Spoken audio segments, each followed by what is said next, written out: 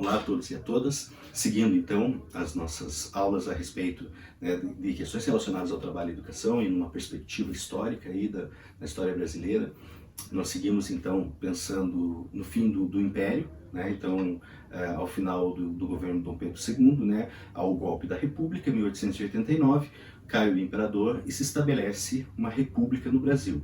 Essa república ela vai ser estruturada a partir da Constituição de 1891. Tá? Nessa Constituição se estabelece alguns parâmetros para a educação que vale a pena a gente saber, né? Porque se estabelece então que a União fica responsável pelo ensino superior e secundário, enquanto os estados, né, agora são estados, não mais províncias, se responsabilizam pelo ensino fundamental e pelo ensino profissional. Tá? É importante destacar, né, a característica, né, do período, né, já vem se consolidando dessa forma, né, uma característica de ensino dualista, uma educação dualista, onde nós temos uma realidade daqueles que possuem dinheiro, né, e que se destinam aos cursos superiores, e aqueles que não têm recursos, aqueles que não têm dinheiro e se preparam para o mercado do trabalho. Então é uma educação que tem duas mãos, tá? Por isso que a gente chama de dualista. Tá? E que isso reflete no trabalho posterior, né? Porque aqueles primeiros, né, se destinam às melhores vagas, os melhores salários, né? Permanecem na riqueza, né? Enquanto que aqueles com menos renda, né, vão ficar com os piores cargos, com os piores salários, né, criando assim uma manutenção dessa desigualdade que existe no Brasil.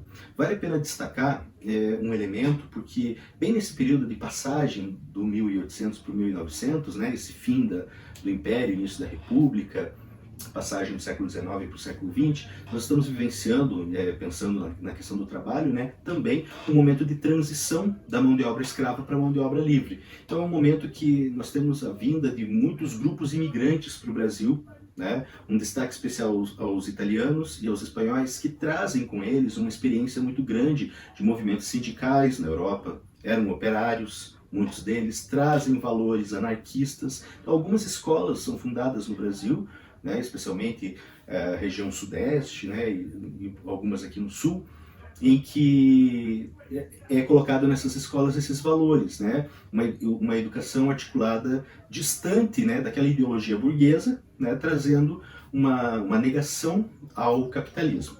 Tá? Um destaque especial, né, a figura de José Oiticica, né, poeta, professor, né, que vai ser um dos incentivadores desse ensino anarquista, né, em meio a uma escola muito tradicionalista, né, que se formava no Brasil.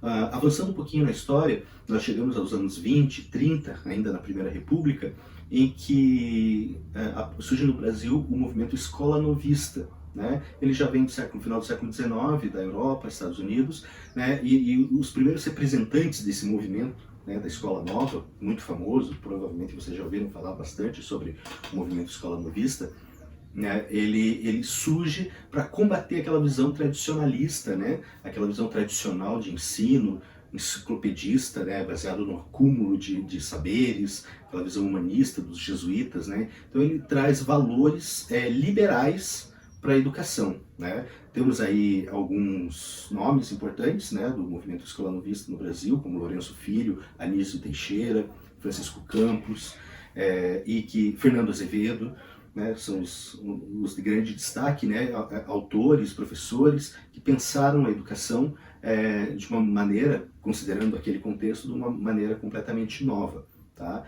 Onde se combate, né, o individualismo, o elitismo, né, da escola tradicional, né, e tenta trazer uma experiência mais democratizadora para a educação. Né? Isso se materializa, né, através do Manifesto dos Pioneiros da Educação Nova, que surge em 1932, né, com esses autores e mais outros pensadores desse movimento Escola Novista. Lembrando que em 1930, né, nós já estamos no período da Era Vargas, né, já é o governo 32, é o governo provisório, né, de Getúlio Vargas. Houve em 1930 a derrubada do último presidente daquela lógica da política do café com leite, né? Getúlio Vargas assume o poder a partir de 1930, né? E esse manifesto, né, dos pioneiros da educação nova, eles trazem, né, algumas sugestões, né, e algumas ideias que para o Brasil eram muito inovadoras em se tratando de ensino. Por exemplo,